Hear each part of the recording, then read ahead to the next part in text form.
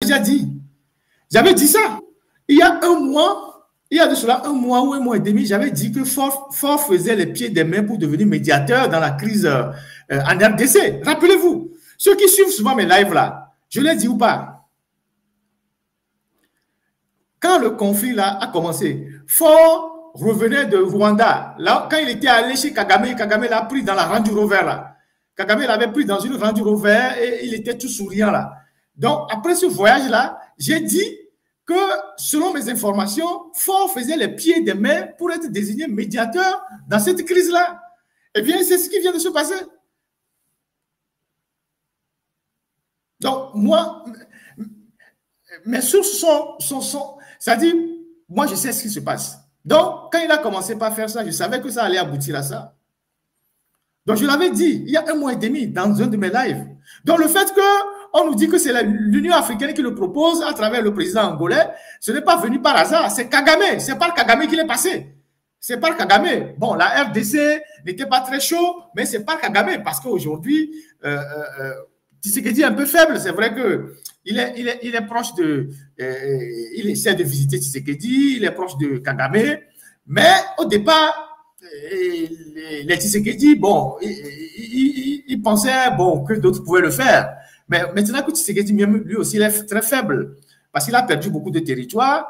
Bon, Ford, lui, il a fait passer son idée par Kagame. En fait, pendant qu'il est en train de consolider son pouvoir au Togo, il est en train de modifier les constitutions, il est en train de s'installer, de bétonner son pouvoir, de violer les constitutions au Togo, il cherche cette médiation-là pour entretenir une certaine aura sur le plan africain et faire oublier ce qui se passe à l'intérieur de son pays.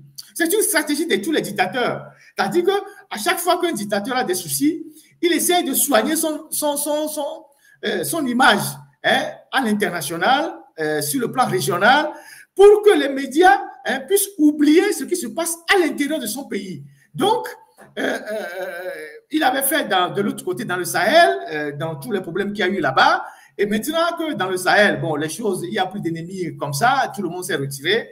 Maintenant, il trouve une autre occasion pour pouvoir exister diplomatiquement, le temps que les médias, un certain nombre d'acteurs puissent oublier ce qui se passe à l'intérieur de son pays. Le timing que vous voyez là, ce n'est pas gratuit. Le timing là, ce n'est pas gratuit. Pourquoi c'est maintenant? Ce n'est pas gratuit. Donc, nous devons dire ce qu'il est réellement. Nous devons dire ce qu'il est réellement. Nous devons dire ce qui se passe réellement dans notre pays. Nous devons insister sur le fait qu'il fait 20 ans au pouvoir et qu'il a succédé à son père qui a fait 38 ans. Et que pendant 20 ans, il n'a pas pu faire grand-chose et que son bilan est catastrophique. Nous devons insister sur le fait qu'il veut être un premier ministre sans être élu. Même pas un élu de village, même pas un élu de quartier. Nous devons insister sur ça. Ce sont les expressions que nous devons utiliser.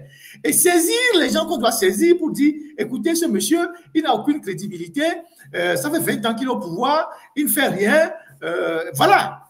Et ça, c'est le travail de l'ensemble des acteurs du changement, pas seulement des journalistes que nous sommes, les activistes, société civile, les hommes politiques qui aspirent au changement. Chacun doit tenir un bout de la chose pour dire celui-là, il n'est pas crédible pour être médiateur parce que dans son propre pays, il n'est même pas capable de dialoguer avec son opposition. Il n'est pas capable de dialoguer avec des gens. Aujourd'hui, Ford n'accepte pas que les gens comme Tipi Achadam rentrent au Togo. Ford n'accepte pas que des gens comme Kofi Yamniam rentrent au Togo. Ford n'accepte pas que des gens comme François Boko rentrent au Togo. Ford n'accepte pas que des gens qui ont critiqué son régime rentrent au Togo. Les gens de la diaspora qui rentrent, on arrête les gens, on les fout en prison. Le cas Omolu, même ceux qui lui ont demandé pardon après l'avoir critiqué, comme le jeune Tim qui était en Allemagne là, je ne sais même pas comment il s'appelle. Il y a un gars qu'on a arrêté récemment qui était en Allemagne là, qui est rentré sur les cheveux blancs, les chevaux blancs là, avec beaucoup de bruit. Ouais, c'est ça. Un certain Baba Nana ou Chamola. Voilà, ce gars. Il critiquait le régime et après il a tourné kazakh, il a commencé par parler du régime, s'agenouiller, dit que force et son... Il est rentré au pays, on l'a pris. Donc, quelqu'un qui n'est même pas prêt de pardonner ses propres citoyens, il a son propre frère en prison pendant 15 ans, mais il veut aller servir de médiateur ailleurs. Donc, c'est à nous de ressortir tous ces incohérences-là pour dire, voilà, le profil du personnage et ce n'est pas un personnage crédible pour aller jouer la médiation ailleurs pendant qu'il ne pardonne même pas ses propres citoyens. À la moindre critique, il envoie les gens en prison. Il est incapable d'initier un dialogue avec son opposition. Il est incapable de parler avec les leaders de l'opposition, de parler avec les responsables de la société civile. Faure ne parle même pas avec les syndicats. Pour Faure Gnassingbé, quand les syndicats font grève, c'est qu'on défie son autorité. Vous avez vu les syndicalistes à Lomé? Les gens ont fait des grèves, la STT, tout ça là. Il a refusé de les recevoir. Parce que pour lui, c'est que ce qu'il donne déjà au peuple togolais est suffisant. Et donc, nous n'avons pas le droit de lui réclamer plus.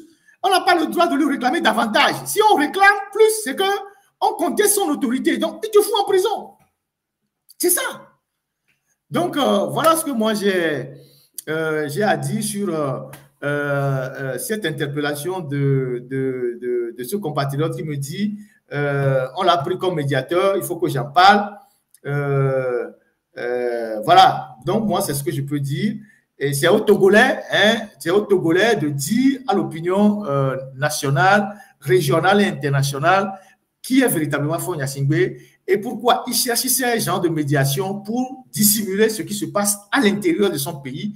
Et ce qui se passe à l'intérieur de son pays mérite d'être connu de l'opinion internationale, notamment les violations des droits de l'homme, le refus d'obtempérer les décisions de la Cour de justice de la CEDEAO qui demande de libérer les prisonniers, le refus de voir ses opposants rentrer au pays, le refus d'organiser les élections transparentes, le refus de dialoguer avec la classe politique, l'interdiction des meetings, l'arrestation des journalistes. C'est à nous tous de dénoncer ça et de porter ça sur la place publique. Voilà ce que je voulais ajouter.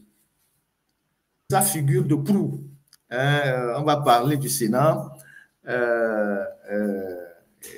et sa figure de proue, notamment l'insubmersible, c'est comme ça qu'il faut l'appeler, l'insubmersible Barry Moussa Barké. On va parler du Sénat et de l'insubmersible Barry Moussa Barké.